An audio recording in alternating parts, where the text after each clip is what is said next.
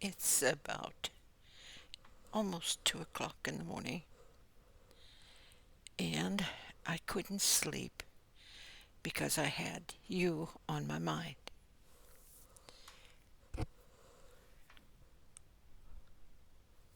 I was thinking about how much peace there is in my life, personally, between me and God. And the only thing that ever shows up for me in any form of a need for prayer is for you, for everybody and anybody that God calls me to. A lot of you say, please pray for my mother, pray for my sister, pray for whatever. Some of you are wise enough to try and get in contact with me because the prayer is very effective if we get to agree together in prayer and discuss it so that I can understand it enough to effectively pray with you.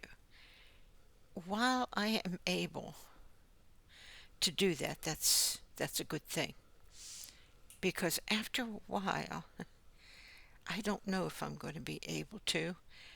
Uh, for the main reason is the volume. I handle as much as I can even now, and it it takes it takes a lot. And if I was probably even 20 years younger, and I'm not complaining, uh, it would be different. But I'm not. I gotta pause here for a second. When I say things would be different, because the energy and the strength, even though I am very, very strong in the Lord and in the power of His might, it's nothing compared to having some youth with you.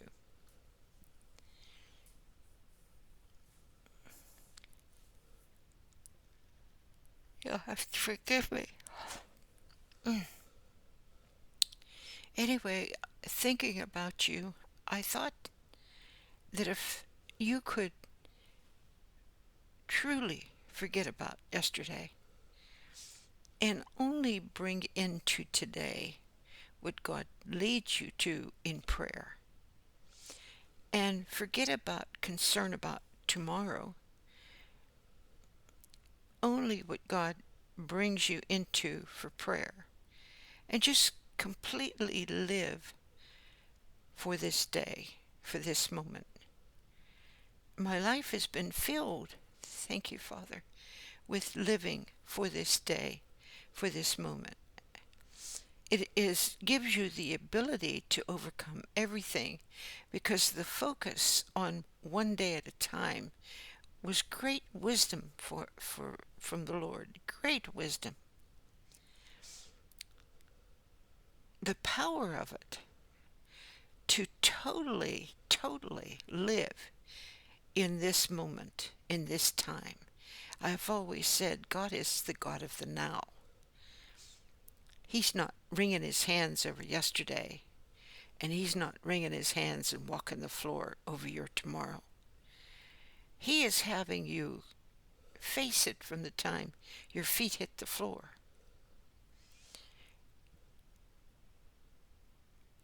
And in the morning is a good time uh, to receive him and talk to him. It's a good time to spend some time listening to him. For many years, I used to, because my life was so full with other things, and my daughter was still alive. My husband was a lot. healthier and more active. And so a lot of things uh, were constantly moving in my life. And I had to handle it differently in order for me to be where everything was peaceful and quiet.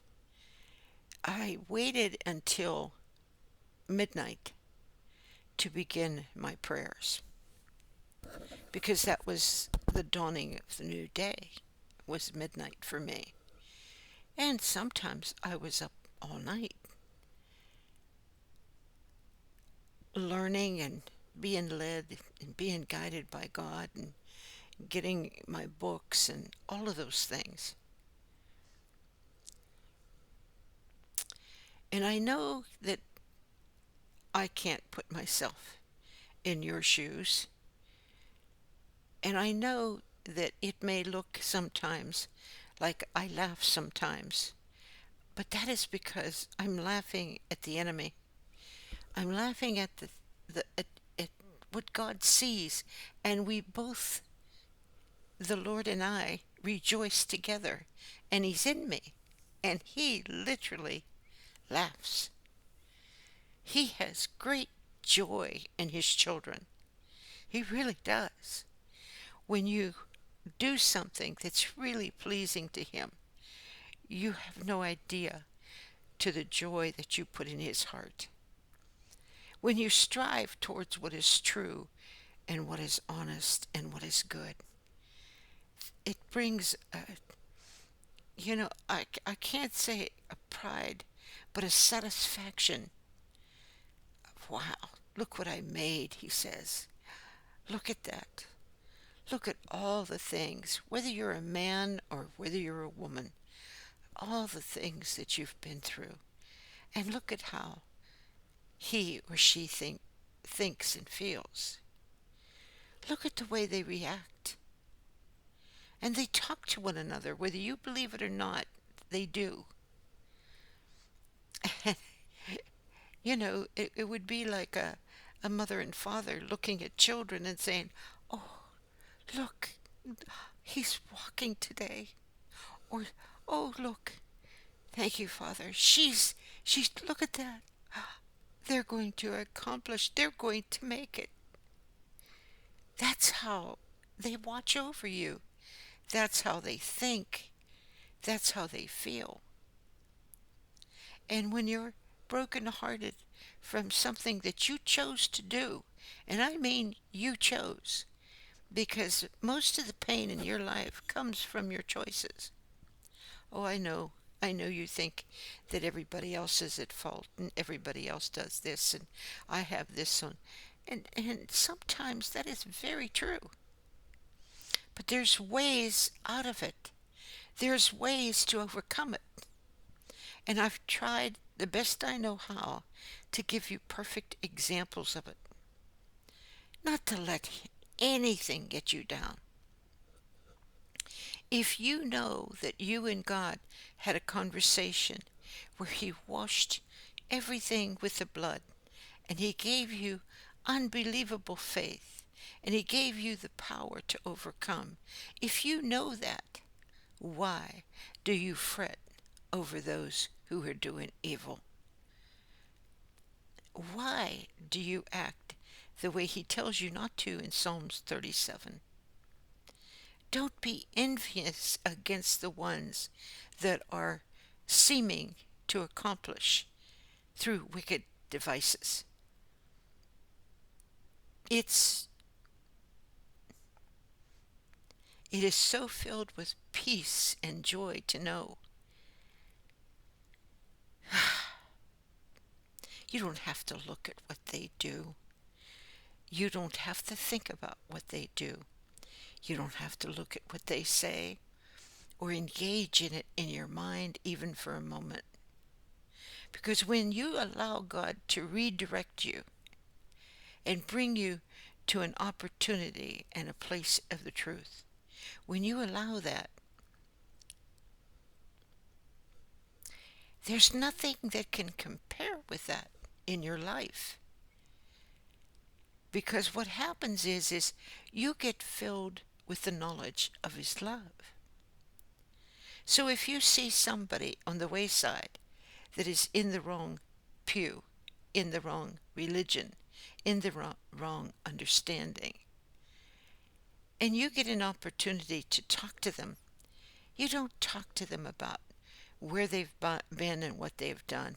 You may sit and spend some time and listen to them in the sense of allowing them to tell their story, allowing them to tell where they're at and what they think of God and what they think of what God has done, so that you can see clearly for their sake to help them. I'm talking to more mature Christians who aren't pretending that they have a helmet on their head or a shield of faith. They don't have to pretend that. That's a childish. He says, when I was a child, I spake as a child, but when I grew old, I put away childish things. I have the armor of God. I have the breastplate of righteousness. When I let him come in, he is my righteousness. This is where people will say, well, Jesus is your righteousness. But really, they don't know what that means. And I've said it before, and it's very simple. Every good thing you do comes from God. You make those decisions because someone, and his name is Jesus Christ, speaks to your heart about that decision to make it good. And every decision that you make that you know is wrong, those decisions, even though you do them anyway, they come from the flesh. But the flesh gives in eventually to the evil. So it's not a sin to be human. That's why he says, be angry and sin not, because he made anger.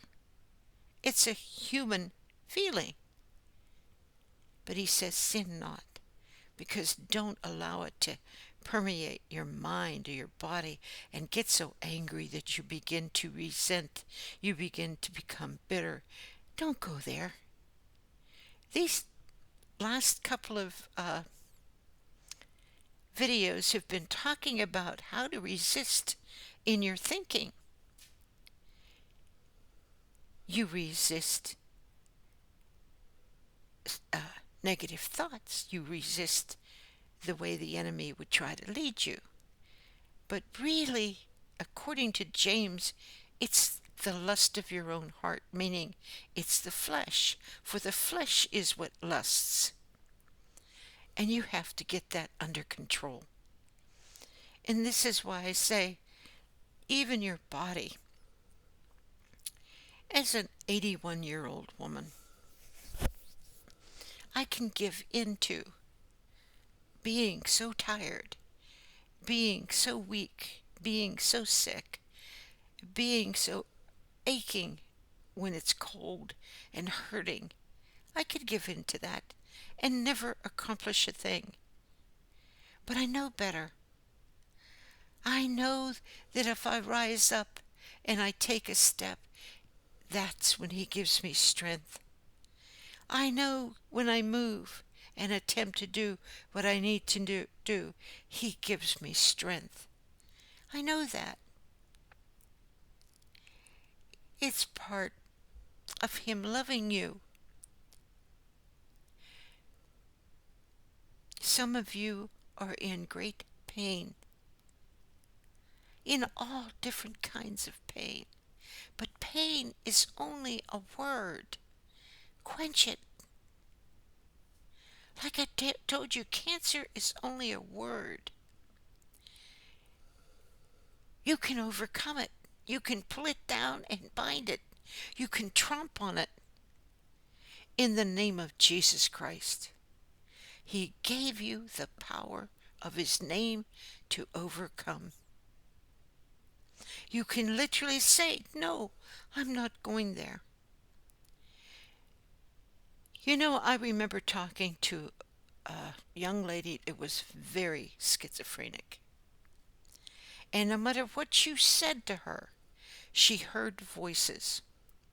And she was positive that the people in her building were talking about her constantly. Schizophrenia and paranoia both go together. And those are psychological terms, but I don't know how else to tell you, how else to explain what schizophrenia is. I was like that. The Lord healed me of it 50 years ago. And He did it by redirecting my mind. And all of you, and I explained this to her. And as long as she was able to redirect her mind and not go where the voices told her to go, she was able to get healed. Because you did not have to listen to the chemical imbalance in your brain. Paranoia, uh, bipolar, you know, like they had told me, they used to in my day call it battle fatigue. That's where you face death over and over and over.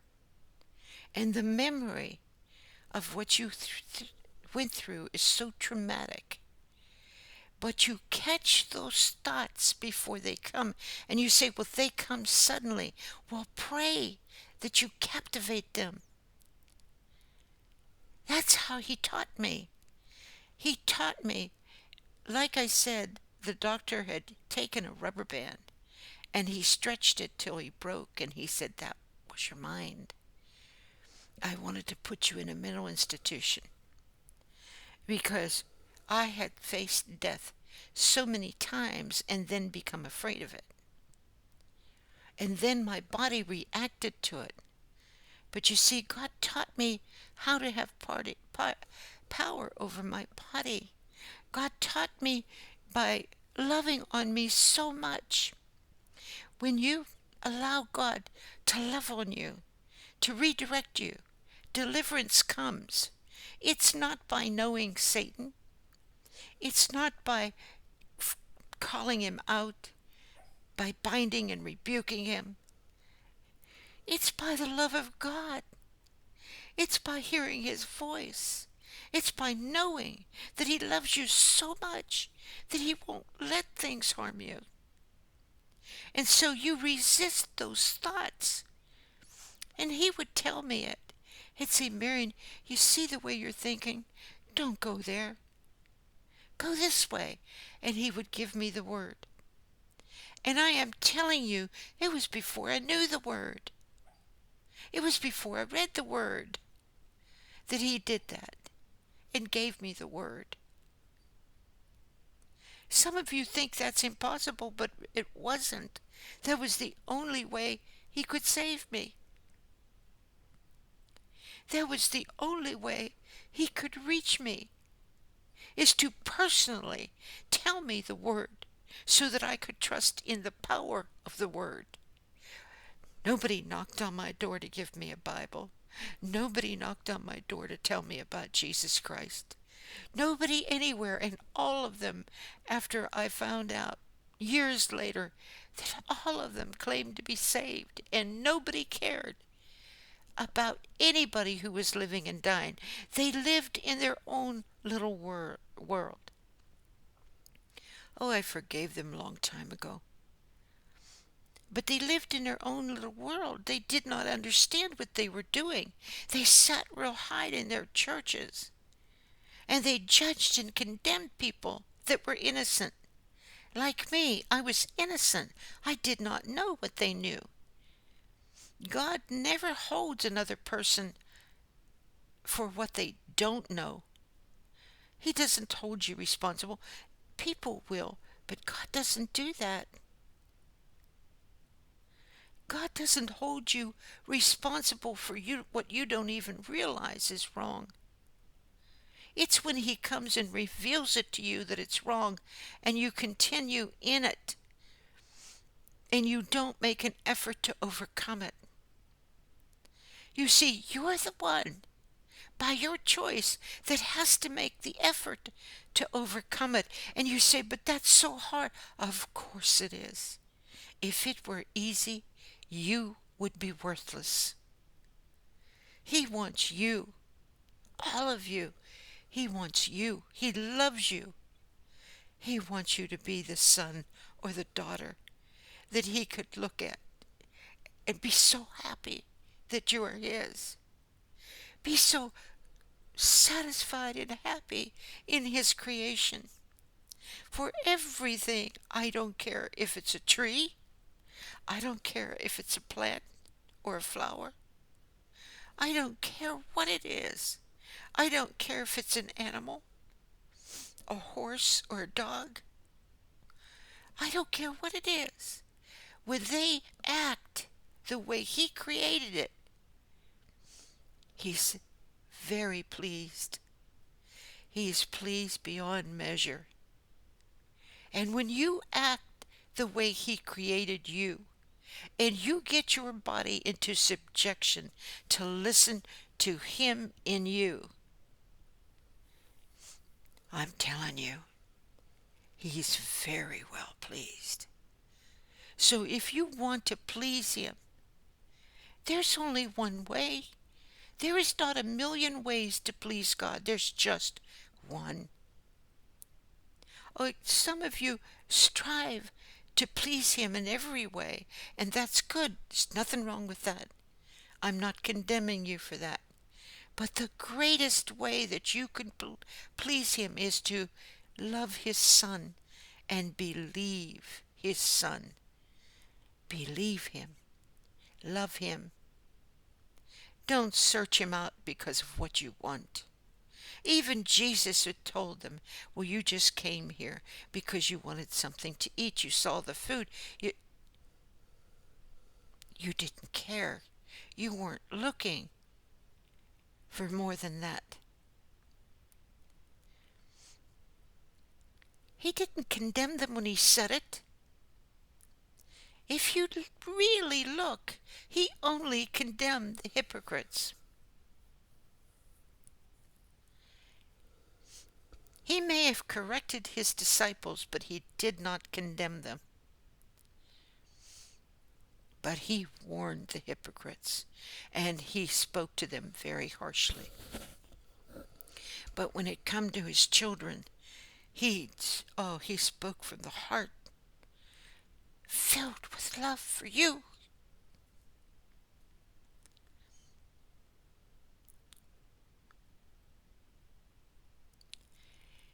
As I laid my head on my pillow tonight, every time I almost fell asleep, He would come to me and reveal to me something that I should say to you.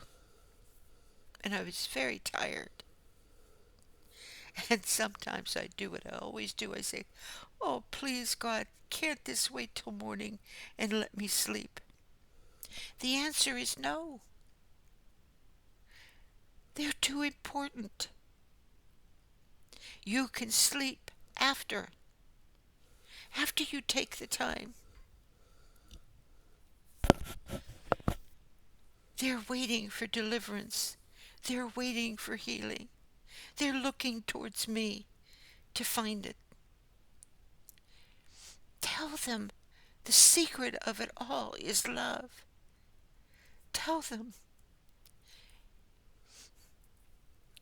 he that dwelleth in a secret place of the Most High shall abide under the shadow of His wing. 50 years ago, before I ever met Jesus Christ, God the Father put His wing over me. And I cuddled up in peace, in love, for the first time in my 32 years of life.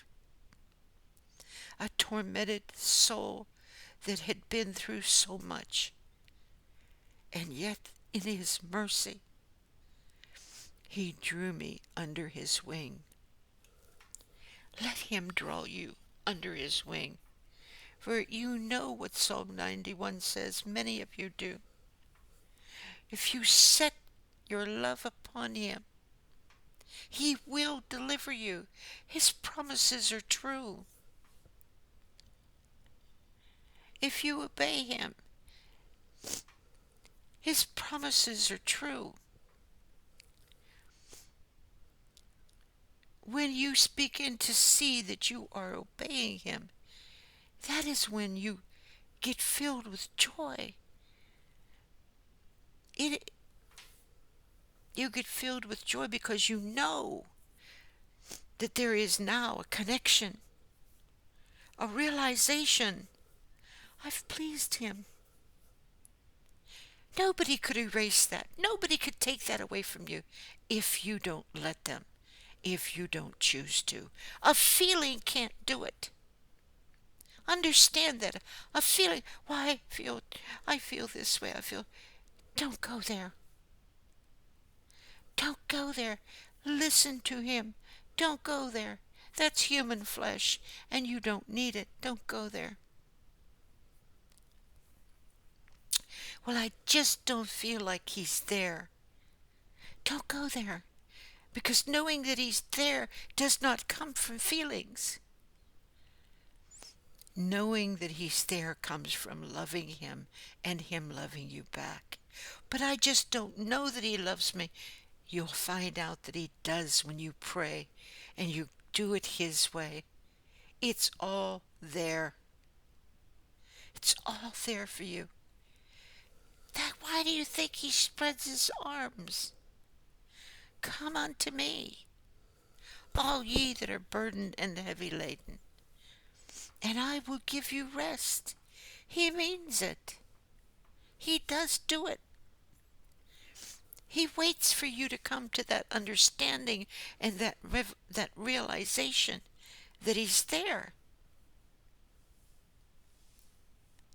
Don't live your life like he's a million miles away. Don't live your life like you can't see him and you can't hear him. Because when you feel that you can't see him, that's a feeling. But you have a knowledge that he said he's there. You have a knowledge of understanding that he said. And that's why I said it's what he said that counts.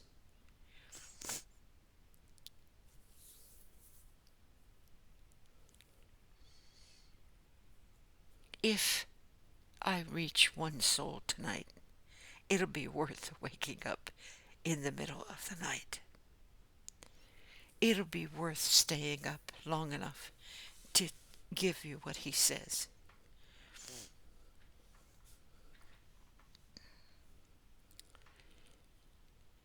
Some of you have some really huge problems, but you have the power to overcome it.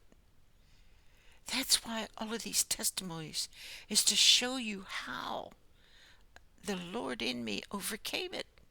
What he did, how he thought, what he said. It wasn't me. Every good thing that came out of me was him. Every great decision, every power to overcome. It wasn't me. It was him. When I was in control of everything, I was suicidal. When I was in control of everything, I fell down over and over and wanted to die. But when he took over, and he will, he takes over when you let him by choice.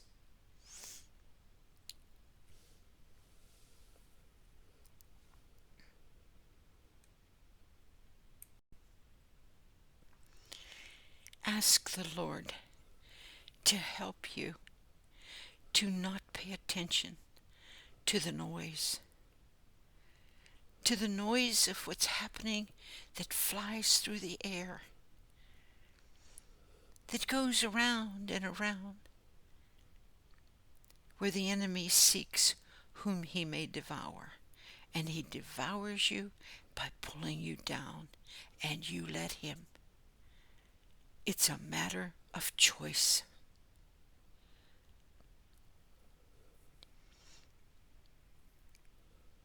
You may not believe it, but I'm telling you it's true.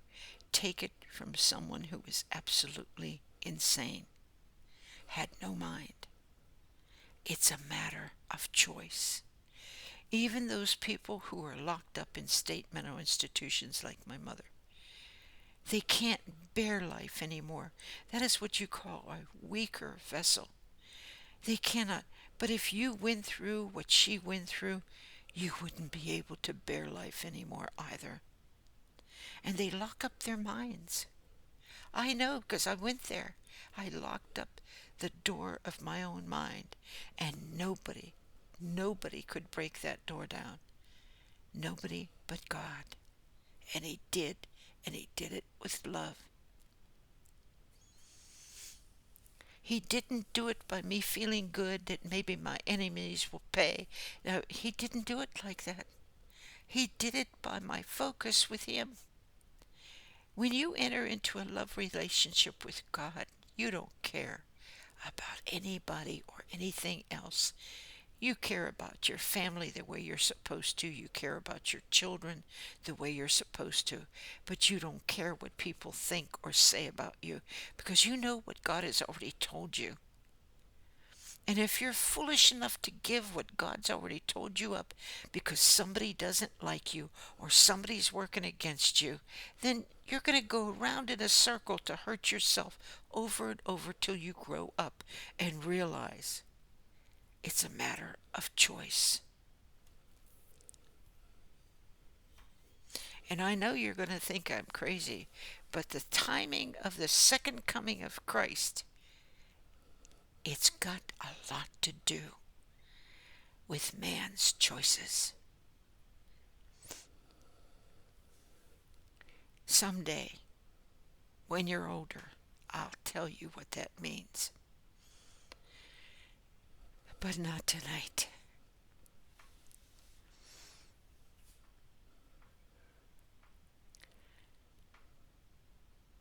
God has a plan for you, and it's a good one.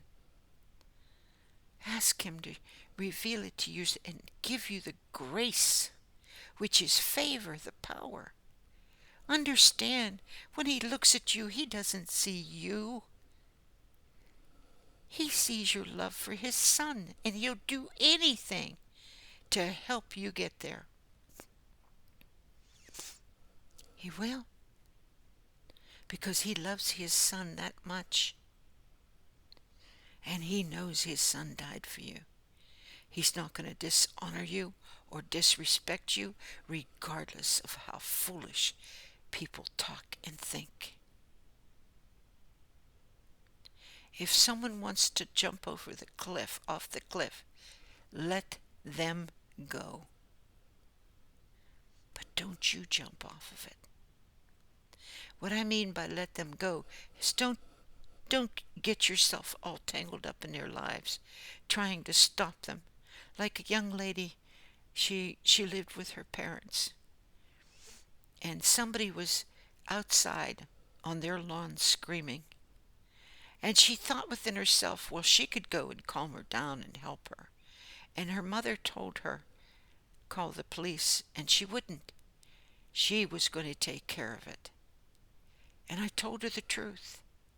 You live under the roof no matter how old you are. If you're 50 and that's your parents' house, obey your mother, honor her. As soon as she said, call the police, that was God speaking to you. Because had you not called the police, it could have escalated. Domestic violence can flare up and escalate to murder in seconds. And it's very foolish to think that you can calm someone down when you don't have the power to calm your own self down. You don't have the power to help anybody. And there you are, believing that you're going to do something that God isn't calling you to do. Because if He was calling you to do it, your mother would have agreed to it. Your mother would have said, go ahead, try. But she didn't. She said, call the police. You live under their roof, at least have the decency to honor her. And when I say decency, please don't take that personal. And she knows who I'm talking about. Don't beat yourself up with anything that is said here, because some of you do that. And you think God is going to, and I'm not talking to her. You think God is going to love you more because you hold back with this and you don't do that. You don't. No. God is going to love you more if you seek out His Son and obey Him. You think God is going to love you more because you give this and you give that. No. God is going to love you more because you believe His Son and you are laboring to find Him. You actually think God is going to love you more if you go to church 3 times a week. No, He's not. He can't love you any more than His Son. Understand that. I'm not talking against church. I'm not talking against pastors. I'm not talking against people. I'm not talking against anybody. I am trying to give you a message of hope and love and lead you enough to receive it. For it is very important to your soul. I already have it. I don't need to talk about it. But you need it